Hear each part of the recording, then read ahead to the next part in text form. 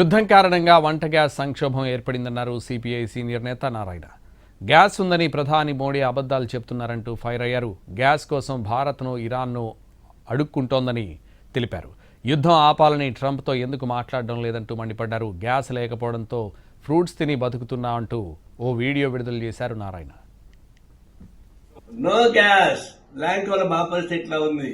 చివరికి పళ్ళు నిలుకొని బతకాల్సిన పరిస్థితి ఏర్పడింది. కాఫీ టీ కూడా సంబంధం లేదు. ఇదంతా ఇట్లా అయిపోయింది. ఒకవైపు మోడీ ఏమో అన్ని చోట్ల బ్రహ్మాండంగా గ్యాస్ ఉంది, వంట గ్యాస్ ఉంది అని చెప్తా ఉన్నాడు. వీడికి వచ్చేకాడికి ఈ గ్యాస్ పోయింది. ఒకవైపునేమో ట్రంప్ యుద్ధం వల్ల ఈ సంక్షోభం వచ్చింది.